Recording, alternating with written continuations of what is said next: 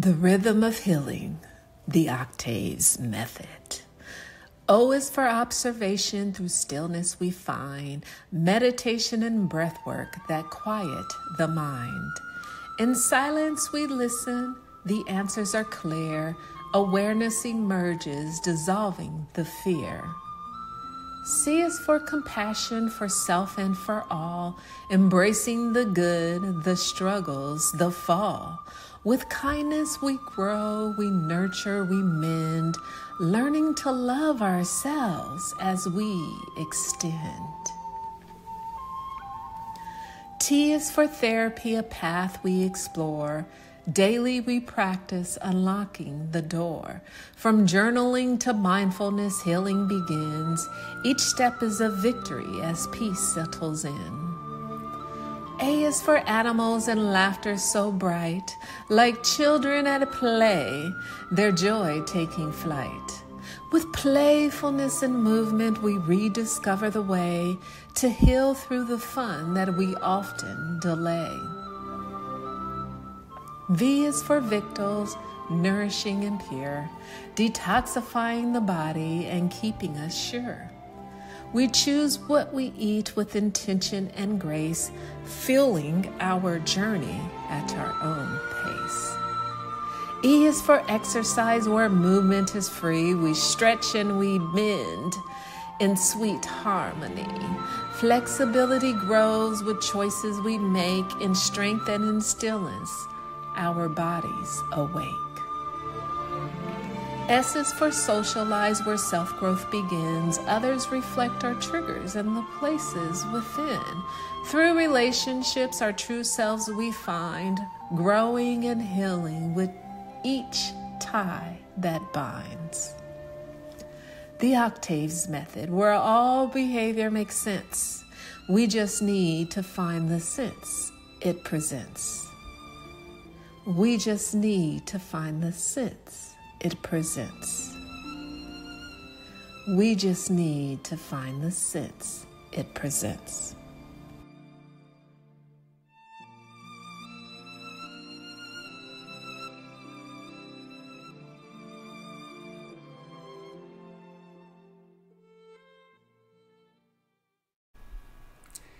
Hello, everyone, and welcome to Season 5 of the Trauma and Social Work Podcast. I am KJ Alexander here with my co-host, Tonya Octave, and today we have a lot of important information to dive into. But before we get started, I'm going to go ahead and let Tonya tell a little bit more about herself and what this podcast is about.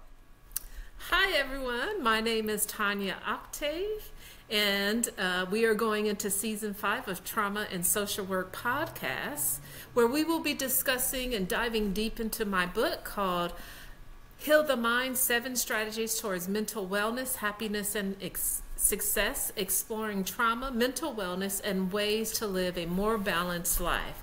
And before we begin, just a simple reminder that this podcast is for informational purposes only. It is not intended for medical, psychological, mental health, or legal advice. Although I'm a licensed professional, this is not a formal type of treatment. We may talk about things like hypnosis and meditation and things that we would do in a therapeutic, from a therapeutic perspective, but it's not a form of treatment. For individual questions about your wellness, your happiness, and your success, please seek out a professional. And if you are experiencing a mental health crisis, do call 911 or go to your nearest emergency room. Great. Awesome. That was amazing. So with that being said, I want to make sure I tell the audience, if you haven't already, follow this page on Spotify, YouTube, and any other platforms we post episodes on. Make sure you subscribe to the channel so you don't miss any upcoming episodes in the future. And with that being said, let's go ahead and get started.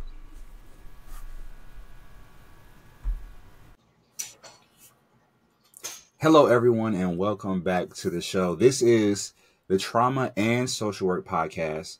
My name is KJ Alexander, joined once again with my co-host, Tonya Octave, and we're continuing our discussion of the book, Heal Thy Mind. And we're picking up where we left off last time in our discussion, talking about nutrition as it pertains to overall health. And you talk a lot about having a balanced diet rather in this book, a balanced diet, excuse me. Trying to get my words together here a little bit. So Mm-hmm. I wonder if I can kind of read It this happens section. to me all the time. Right. So I kind of wanted to start off with this episode reading from the book. So you go on to say in this chapter, to keep my diet balanced, I made sure I got all 6 tastes in my meals daily: sweet, sour, salty, pungent or spicy, bitter, and astringent. I work to limit my consumption of sweet and salty and move towards more pungent and bitter to help with the detoxifying process.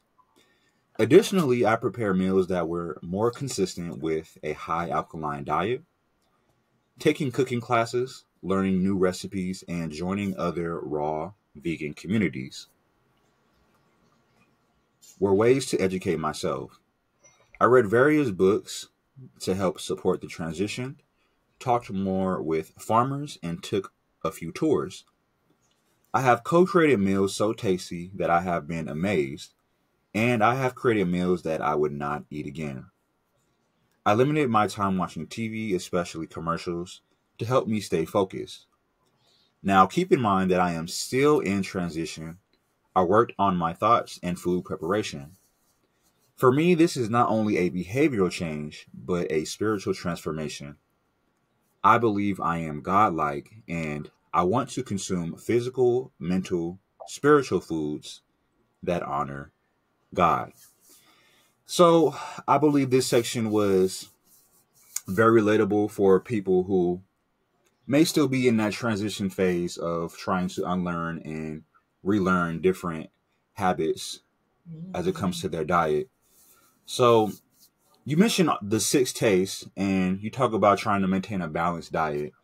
So I wonder if you can kind of break down, how do you try to incorporate each of the 6 tastes within your daily meals, and which ones do you think are more beneficial, and which ones do you think probably are the least beneficial as far as the taste profile?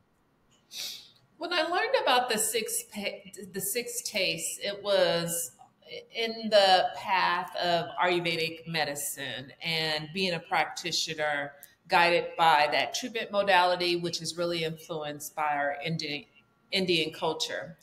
And when we eat, we typically aren't even mindful of that. So, thinking about it in terms of slowing down, how can we get the 6 tastes into our diet, which will make us feel more satisfied, which will make us feel fuller, and it also adds balance to all of those components coming together as one. So, some of us may have more of a tendency, like we're more like a sweet. Some of us may be more of a maybe astringent if you are more prone to adding lemons to your things, or spicy. A lot of people kind of like spicy to kind of get a little bit of heat into the body. The idea, though, is to have a balance. One thing that people tend not to have enough of is the bitters. And how can you get bitters into your diet?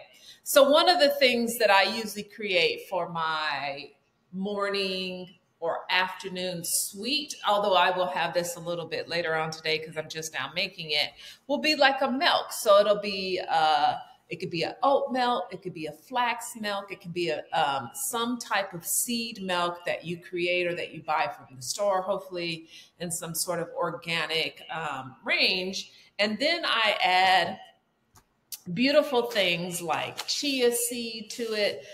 Sometimes I'll add a flax seed to it. And then I always add these basil seeds. And the things with basil seeds is they're really, really good in terms of your fiber consumption or the fiber profile, but they need to be soaked before ingested.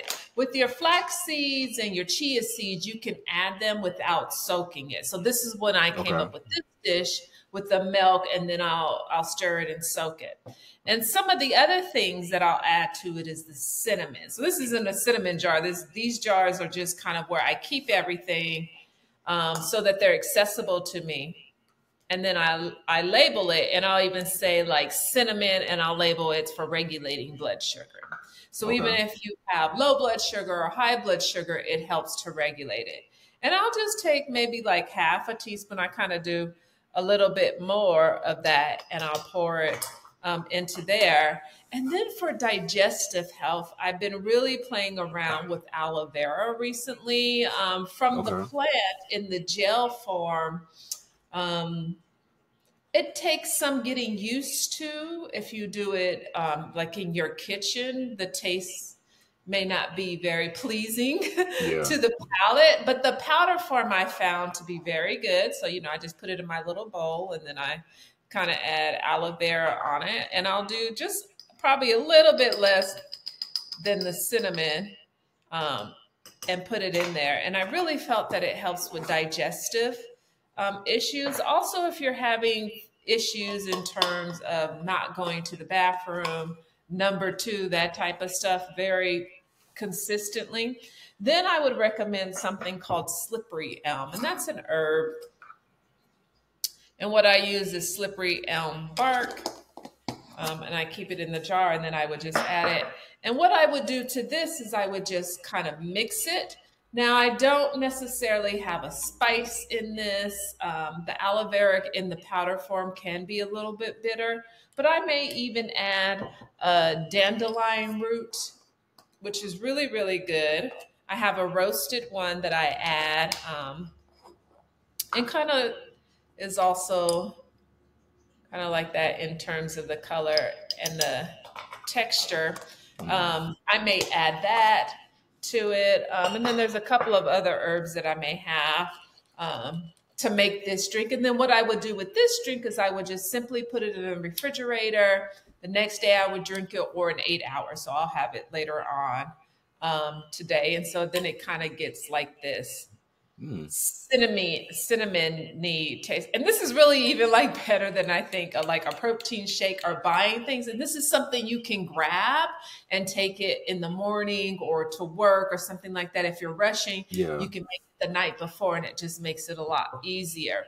And so when you're thinking about the 6 tastes and combining things, the idea is that you become satisfied. You can eat in an abundance of food, and really you're working with the body and not against the body. So you're not gaining weight. In actuality, you're balancing your blood sugar, which makes weight kind of fall off. It seems kind Yeah. of weird when you think about it, but it kind of makes it fall off. And I eat a lot. It's just what I eat, in terms of making for sure my mental health is balanced, that my physical body is getting all the nutrients on a cellular level that it needs. And when we talk about mental health, those are the components that we have to include. And that's why, I always talk about nutrition and it being so important.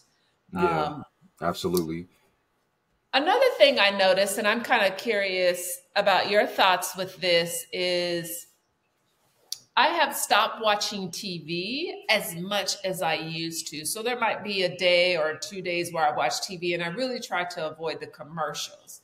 Have you ever Yeah. felt some way about, like, when you're sitting at TV, do you ever wonder why you're eating certain things while you're watching a movie or a show or anything like that? Like, what's drawing you in that sense? Yeah, absolutely. Definitely someone who is a sports fan. If you watch sports, there's a tons of advertising in between every, timeout, halftime. So, you definitely get exposed to it. But one thing I had to do was I literally will either mute the TV or just I'll turn it off. I'll turn it off and watch something else during the commercial, just because it'll get bad to the point. I mean, you'll start to see the same commercial twice in the same ad break. It's kind of just like, okay, a little And too what are the much. commercials that you're watching? Um, I mean, I just recall, like, a lot of car commercials. Not so many fast food commercials. You'll get those here and there. You'll have your restaurant changed, but a lot of car commercials. Really, a lot of just consumer goods, things like that. So even the car commercials, they're influencing us on a subconscious level in some way. Um, Yeah. That might be the guy who gets in the car and looks attractive, and other people in the world are seeing his attractiveness. Like girls are coming up to him that maybe never would, or he's getting opportunities in the world like he would never would, like winning the lotto, kind of things like that. And he's feeling good and confident about himself. Subconsciously, that is sending a message to our minds that that's what we want. Right. And I talk about hypnosis a lot. And sometimes I say, well, people will say, well, I'm never in hypnosis, or this is my first time being in hypnosis. And I'm like, oh, well, do you watch TV or commercials? Then we're all kind of being hypnotized in that way. We're just not consciously aware that they're sending us these messages about how to think. And that's the challenge I have, is that I don't want someone to control how I think. I want to be able to think the way that I want to think, that because it will lead me to a healing place. If I'm influenced by some of those commercials, without turning the TV down or turning the mute down or going in another room, like going to getting your bathroom break, that I might be then influenced without even being consciously aware of. And then I say at the break, I'm like, oh, I wonder why now I want to eat a sandwich, or why now I'm craving Snickers or chips or something, you know, that I think might be, that might meet that need, but it also has been influenced by what I just saw on TV. Yeah. I really find it interesting, like the commercials in the mornings for kids. Like it's always kids happy and playing and eating cereal. And like cereal is the worst thing to give kids in the morning. Yeah. Especially if they're struggling with things like ADHD, or they can't focus or concentrate, or they're too hyper. Right? Really, they need a healthier protein with some fiber. This would be a great drink for your kids in the morning to give them to that. They may feel some way initially about the seeds, because when you drink it, there'll be a little crunch. I like the little crunch, but kids, it might take some getting used to in terms of that. Yeah, for sure. So I have a question. So when you are developing these drinks and these recipes, and you know you're putting certain ingredients into it, are you developing this by just trial and error, just trying different things and seeing what you like, what you don't like, or are you basing it off something that already exists? So I do a lot of reading and research, and I read a lot of books. I do follow a couple of people who I respect in the food industry that I think are being honest and articulating a clear, healthy message. Okay. And so I will be influenced by some of their meals. But most of it, I say, Tonya, we're hungry. I ask my body, what do I need? What do I need to prepare for myself for today? So if I have a long, busy schedule, let's say I have maybe 8 to 10 clients a day, and it's going to be a long day, then I'm going to need some energy. So I know in my morning routine, I'm going to probably have something called ginseng. This particular one, because it's known to help soothe the adrenals. Remember, adrenals are related to cortisol, and I want to keep my cortisol down and in control. If I feeling like, oh, I'm getting close to my menstrual cycle, I might be a little bit more emotionally expressive, because that's what I feel. I get a little bit more emotionally expressive. I'll use something called Vitex Berry Daily. And that really is kind of like for a hormone balance. And so I'll use that. So what I'll do is I'll ask my body, what do you need? If I had a good night's sleep, I might need something a little soothing. If I didn't have it, or maybe I was a little restless, which doesn't happen a lot, I might need something a little calming. So I'll ask myself, what do I need? And then I'll say, okay, what food do I have available? Most of the food that I grow in my home. So I'll get my salad. I may put certain herbs in it that either need to be harvested or that I want to use because I know what it can do in terms of health. And then I'll think about, well, what would I like to create? So that might be a taco. That might be a living lasagna, a lasagna that's made from vegetables and fruit. That might be a salad, depending on kind of what materials. And then I'll start to survey myself and say, do I have the sixth sense? Six tastes. and what are the tastes that I need to put in that. And next week, we'll talk about like creating an actual meal that I've made that includes the 6 tastes, and how protein is also in a vegan lifestyle is also included in that. And then from there, that's usually it. I have about 1 meal a day, and I might have some snacks. So today I'm going to have an orange. Typically, I'll try to have an avocado 3 or 4 times a week because it's a really healthy way to balance it out. I'll have some garlic. That'll either be in the raw form, and I'll have a beautiful fermented garlic that I ferment. Oh God, that smells so good. And I'll have maybe a couple of these. And I did a video on fermented garlic that I encourage people to look at, because the healing benefits with this is just amazing. And there's really no excuse. It's accessible. You can make it at home and you can eat it. And it's kind of like a little treat. Okay. Yeah, that's very interesting. How do you think about your meals when you're planning for something to eat for the day? Yeah, so I definitely try to incorporate some type of greens, vegetables, fruit, things like that. You know, I am a person who I'm working on fasting twice a week. Right now, I'm up to like, I could do around 24 hours. But I do want to start pushing that more to like 48 hours just to see what I'm capable of. But so maybe like a 2-day fast. Right now you're at maybe a 1-day fast 2 times a week, and then like moving to a 2-day. That is a really good plan in terms of working with the body in a slow way to integrate that. Once you get to a 2-day fast, you're like, okay, the research tells us it's that 3-day fast when we start to have that cellular turnover. So typically we'll do like a 3-day fast. I'll do a 3-day fast with the cycles of the moon, where I may not ingest anything for 3 days other than water. Now, there's some differences in terms of when people say fasting. Are they truly doing a fast? Like a dry fast is nothing at all, not water. I don't do those type of fasts because I am always ingesting some sort of water. You might do a water fast with no other calories, and typically I'll do a water fast, but I will use herbal teas that don't have any calories for the 3 days. And so that's a really good way to start getting to that 3-day point, which would be ideal. There's some research that says that there's our longer term benefits if you fast longer, but most of that is connected when the body is already in a disease state. They're struggling with issues like cancers and things like that. Some of those longer fasts have been known to be helpful. So that's really, really good in terms of moving your health. You're eating the vegetable, the fruits, so you're getting a lot of kind of those sweets in. You're probably getting a little bit of the fiber in. Sometimes with fruits that you might consider is even with this orange, cutting this orange open and sprinkling some cinnamon on it. That's going to help regulate blood sugar. You could also put a little salt, but not like a Himalayan salt, but you could, because some people do use Himalayan salt. But I talked about sea vegetables before. So you could use something like a sea salt, which I just kind of pour in here. And then you can put those on your oranges, and it blends the flavor of the salt and the sweet together, which makes the sweet come out and like, wow, it has this like fire in your mouth of just juiciness.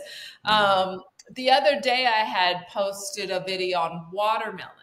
And watermelon, I mixed in some kale and massaged the kale in. I used nori flakes and squeezed some lemon on it. And boy, that was just an amazing meal.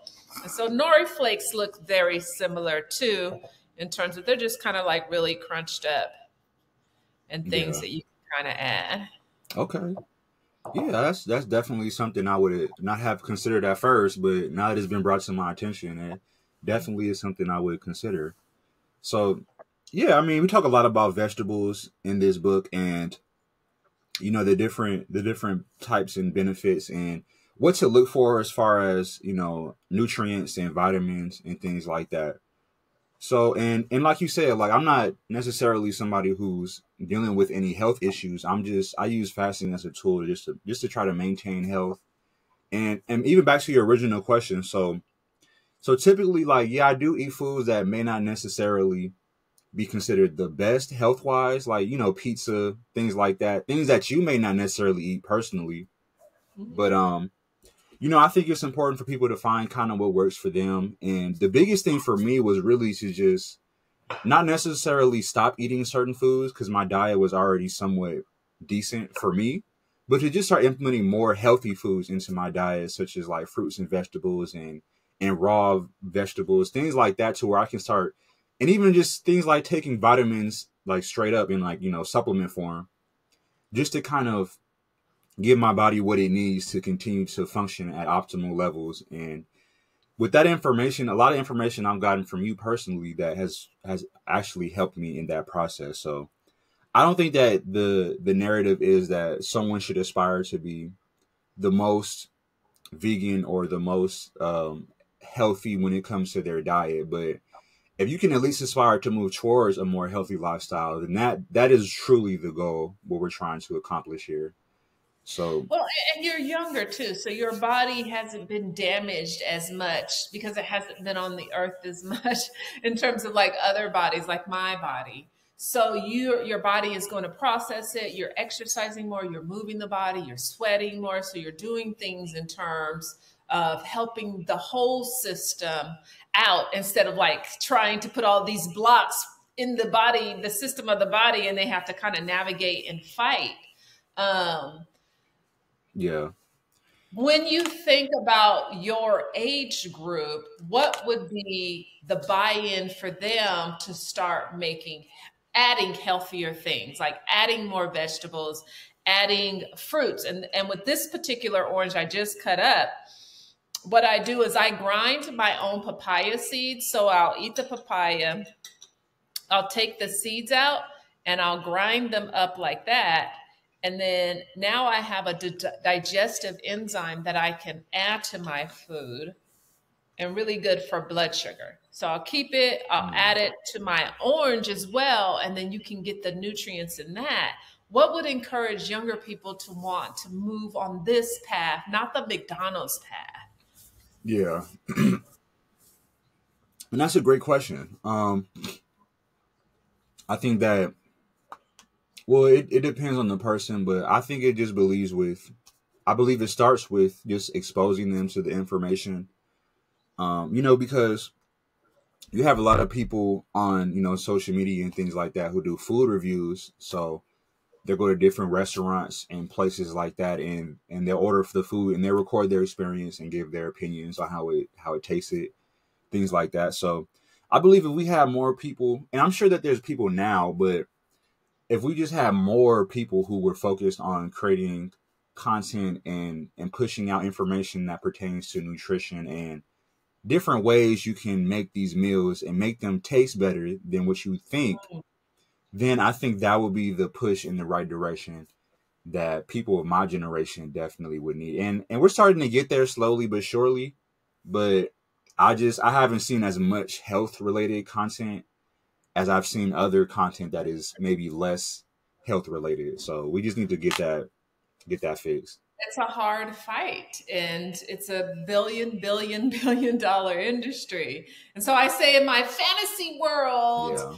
if I had $1 billion or investors who's like, Tonya, here, make a restaurant, or ideally I'd like a wellness center. Here's your wellness center, which would include a kitchen. It would be these type of things. And I would love for young people to come in there and say, let me taste these foods. Could I eat like this? Could I sustain myself like this?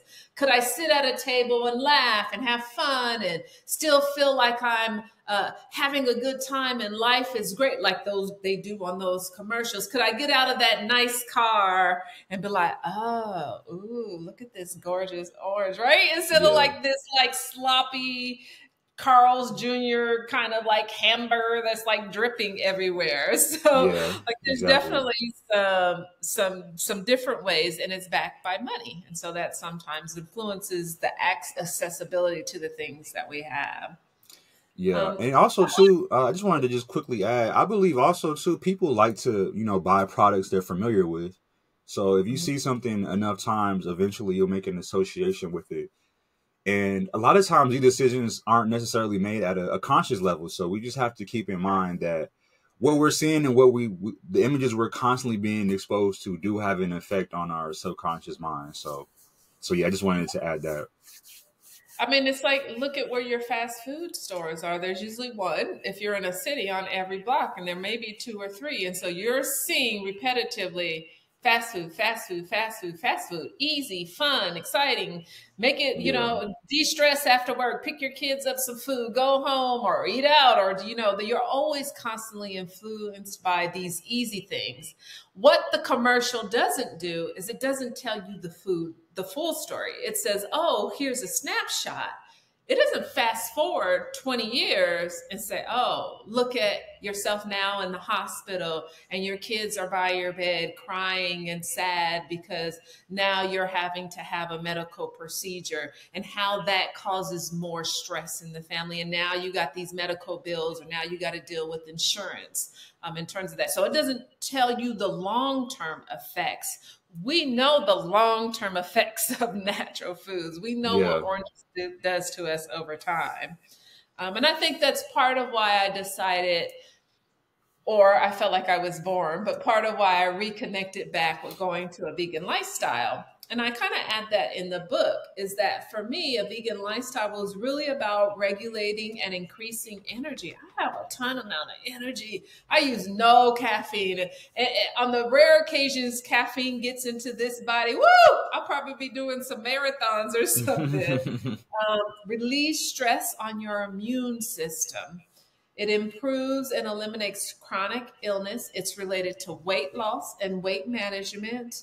It regulates and eases the menstrual cycle. To all my women out there, your menstrual cycle should not be something of challenge. It should be something that you welcome as a natural detoxification process, lasting 2 to 3 days with no mood regulation, no mood changes, no struggles with constipation. It should be a nice, easy flow for the body to detox. And when it's not, the body is talking to you and sending you some messages. It increases longevity and improves the quality of life. It's even stated that people who are, as they get older, the oldest people globally have a whole food organic lifestyle are usually about 90% vegan. And that's a pretty kind of amazing statistic. Yeah. As you age, you're likely to be healthier if you increase your vegetable intake. And a vegan lifestyle is absolutely more cost effective, and it has long-term benefits. And I can't imagine, like, everything is going up. Everything is more expensive. If you can grow your own food and then you can eat and sustain yourself in your kitchen, you are going to save money. I think as a gift for you, one of the things that I purchased was sprouts. Sprouts are one of the easiest things to do. Right now, they're in the sprouting form, but essentially I have some things that I will be adding to my salad later on today. But you fill this jar up here, you let it soak overnight, and then you let the water out, and then you'll start to see these little sprouts start to come up. Okay. Yeah. They have about 2 or 3 more days, but then you just rinse with water, let them out, rinse with water, let them out. And then they'll just be this great crunch that you can add that's protein and fiber to your salads. This is better than getting a salad anywhere else. The best salads are your home kitchen salads. Yeah, absolutely. That's wonderful. And I love my sprouts. Absolutely. Yeah. They can be kind of tasty at times, for sure. I think it's something that you have to kind of acquire the taste for, but it's definitely something interesting to learn about. All right. So looks like that's all the time we have for this episode. But we're going to continue this discussion on the next episode. But before we close out, is there any information you wanted to leave the audience with? At this point, if these are things that somewhat interest you, make sure you like so that you can get upcoming videos, but also sign up to my YouTube channel. I'm known as a holistic clinician, and I am putting videos up there, recipes up there, a variety of things that is included in the Octaves method to help you move towards your healing and wellness plan, not towards a diseased or illness state in the body. Awesome. Well, once again, I want to thank you for your time, and that is all the time we have for this episode. I want to thank everyone for tuning in, and until next time, everyone be safe and bye-bye. That wraps up another episode. I hope today's discussion provided clarity and tools you can use in your daily life. If you're ready to take the next step in the healing journey, I'd love to connect. Head over to my website to schedule a free 15-minute consultation. It is a great opportunity to ask questions and see how we can work together. And while you're there, download my complimentary workbook designed to help you reflect, grow, and move towards mental wellness, happiness, and success. Thanks for listening, and I will see you next time.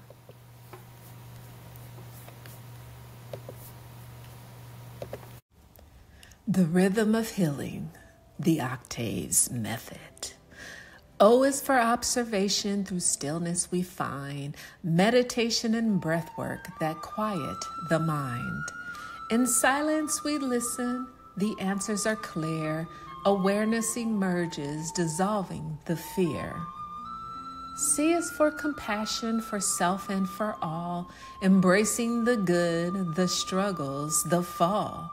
With kindness we grow, we nurture, we mend, learning to love ourselves as we extend. T is for therapy, a path we explore.